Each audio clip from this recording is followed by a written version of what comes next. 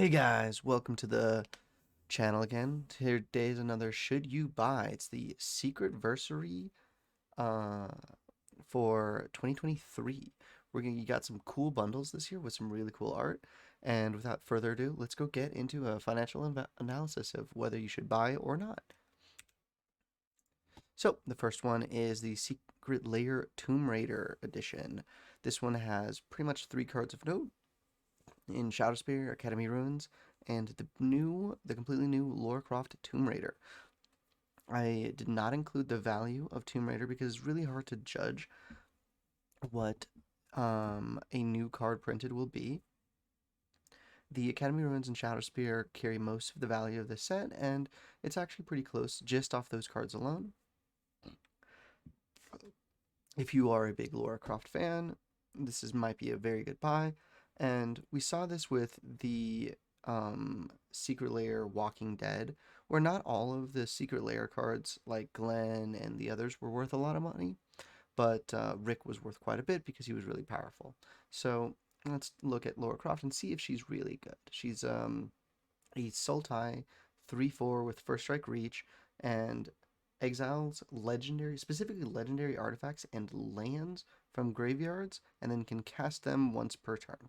And then at the end of combat, if you attacked, you create a treasure. So it creates a little bit of treasure. It lends itself to self mill. I think you're jumping through a lot of hoops, and you're getting a value engine that may or may not be great. So I think if you want to build a Lara Croft deck, and that's great, I think that's awesome. This does not fit into any very high power like current strategies, but once again, if you find it fun, go get it. Next is the Secret Lair Jurassic World Life Breaks Free. These are the dinosaur ones. There's actually a lot of value in this, primarily in the Polyraptor or Indominus Rex, which is sitting at $30, and so the rest of it is free. This is another reprint of Atali Primal Storm. That card is currently at 0. Any card that was under $1, I listed at 0 cost, at 0 price, because it's just been reprinted a lot of times, or it just doesn't have a lot of value. I think an of note, Wayward Sword Tooth, Jesus, is another really strong card, and I'd recommend playing that in your Lands Matters decks. This is one of the few Secret Lairs that actually has positive value relative to the secondary market, and I really enjoy the art on this one, and if you appreciate it as well, then do that as well. The of note, there is something that's really interesting, is the Indominus Rex is a blue frame card, but it costs 2 green pips to cast, so keep that in mind when you're like looking at it. It's not green, right? Um, Also, there are some funny things about Atali being a Spinosaurus, and the Spinosaurus being a Tyrannosaurus Rex, and so they kind of had the uh, the dinosaurs in lore reversed. So this one is just like kind of a fun one for kind of weird lore breaks, and MTG breaks, but the value itself is kind of cool. So without further ado, let's go to the next one. This is Secret Lair Dr. Ian Malcolm, and this one is definitely all about the thirst trap. The value here is pretty negative. The Laboratory Maniac is sitting at about $4, and Tashi is about $4.50, $5. And so it's pretty much, if you want the art on these cards, get them. And Tasker the Golden Fang is just a sultry card, to say the least. One thing of note is that the tokens can end up being quite valuable depending on if you have a like Atla Polani deck and you really want the cool art for that. I left it at 0, but once again, sometimes these Secret Lair cards do have a tendency to be a lot higher than the more standard versions, and Atla Polani doesn't have a lot of like blinged out versions, and same thing with Tassiger. And so I think this might be a kind of cool Secret Lair to pick up, just be if not a lot of people get it, or if you just really like the art. That being said, Tasker Foil Etched, which is the blingiest version, is $8. So if you're kind of looking at it like that, you are still paying quite a premium for the Tasker art, but it is pretty sweet. So let's go on to the next one. It's Tales of the Time Stoppers, and this one has about a $23 worth of value. And for $30 Secret Lair, it's a little bit negative, but you get a nice suite of turn effects, including Time Stop, which is one probably the most powerful of the effects, where it just ends the turn. So it's like a hyper counter spell where they play a game-winning spell. You not only end the turn, but you also end their attacks or end whatever they're doing. It's one of the most brutal ways to get rid of spells because it completely negates all uncounterable spells, as well as a lot of like game-winning attacks. It can be a really strong fog effect. It's one of the most powerful like end turn spells, or you just end their turn on their untap step, and they just untap their mana and they can't do anything about it. The other ones are just more extra turn spells of some various varieties. Nexus of Fate is a fairly expensive one just because it only had one printing and I believe like a list slot printing when, as like a box topper when it was first released. So that's probably why the printing, the cost of it is so high, despite the fact that the rest of the extra turn spells aren't super crazy. This is a moderate loss and about 23 bucks. It's about what you saw on the previous one. If you like the art, it's one of those ones that you could just kind of want to get if it's good, but if it's not, then oh well. The Myco Synthwave.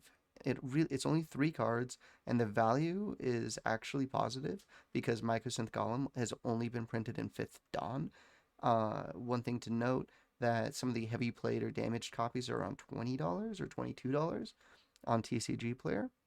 So that value is really pretty much like if you want Mycosynth Lattice or Mycosynth Golem in that specific art. I think this goes really well if you have like a really heavy like Neon Dynasty style deck where you kind of want that kind of like futuristic like look for your deck. But once again, I'm kind of cold on this one, even though the value is technically there. I'm always worried about single printing cards because of the way that another reprint might tank the value, as well as keeping in mind if you want a foil Mycosynth Golem, the foil version is extremely expensive because it was only printed in 5th Dawn, and those foils are quite a lot more expensive. So this might be a bargain way to get a foil Mycosynth Golem if that's something that you're really looking to put into one of your decks. The next one is Through the Wormhole, and it's really just basic cards of like Arcane Signet, Soul Ring, Thought Vessel, Lightning Greaves, Command Tower, and there's really not basically any value since these cards have been reprinted so many times. But the art is really sweet, and it does come in Galaxy foil, which is, in my opinion, one of the most blinged ways to have a really sweet set. These cards in Secret Layers and alt versions tend to be a lot more. If you look at Commander Masters, the Soul Rings, and the Command Towers that were the like extended art foils actually hold like I think like between $5 and $10 each. So like just based off like secondary market, oh, what's the cheapest version of this card? This isn't really good, but if you're buying the Secret Layer, you're not buying it for that. You're buying it because you think it's cool. And I'm kind of convinced because look how freaking cool, especially this Arcane Signet, right? I just think that's sweet. So if you're of that same opinion, obviously get it. If you're not, once again, easy pass if you're just looking for financial value. Now, the Showcase Lost Caverns of Ixalan is bad. I don't like it. There is something to be said about the having commander cards that are the cool version or one of the cooler versions, and you know, Alenda is about $10 if you want a more blingy version, and same thing with Kumena. Those have tanked in value because of recent commander deck printings, and but the prior versions all are around that $7 to $10. So it's a little bit better value than what you're kind of seeing here, and about $10 more.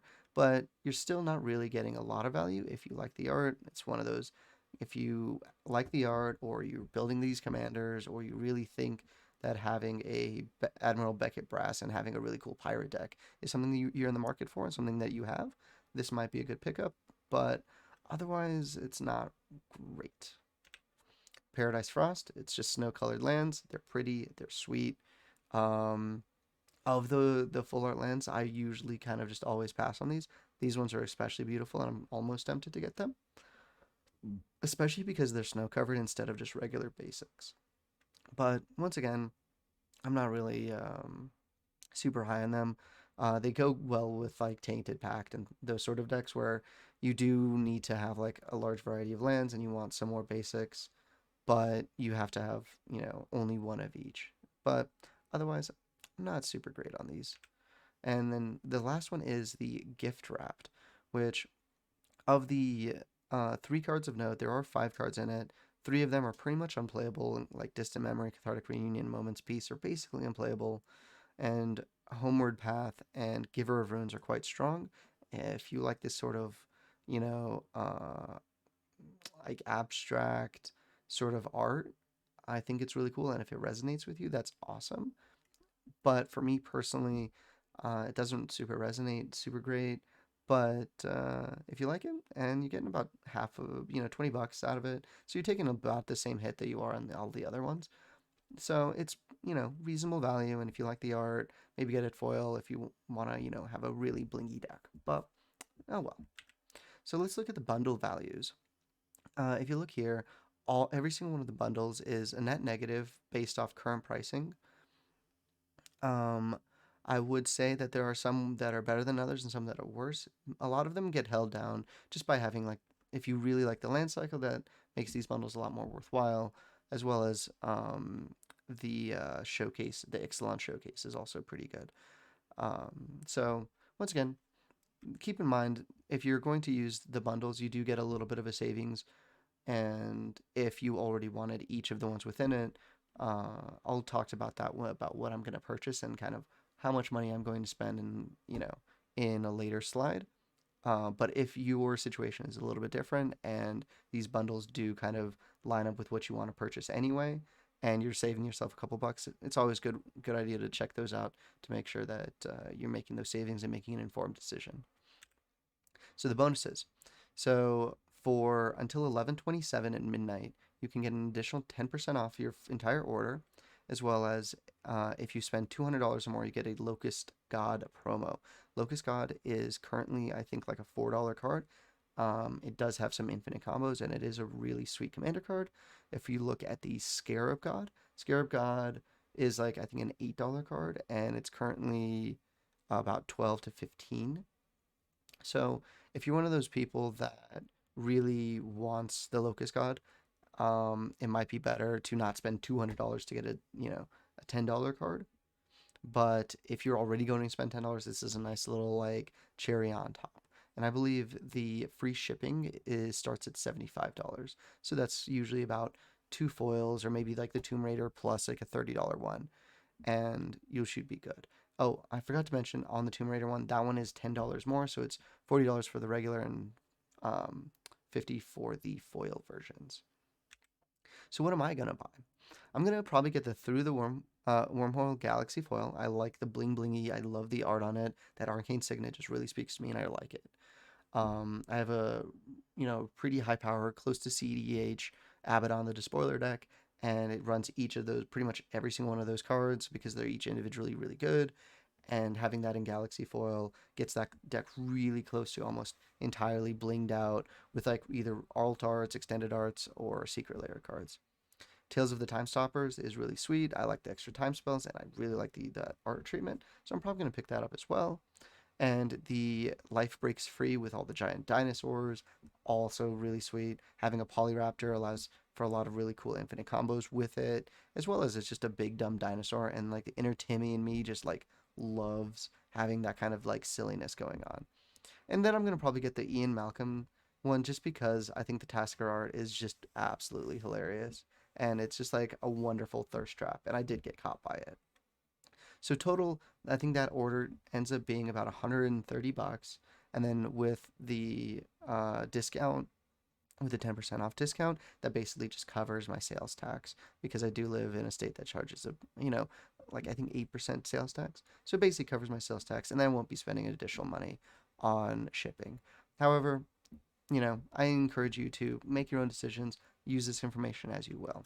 So let me let you off with some final thoughts.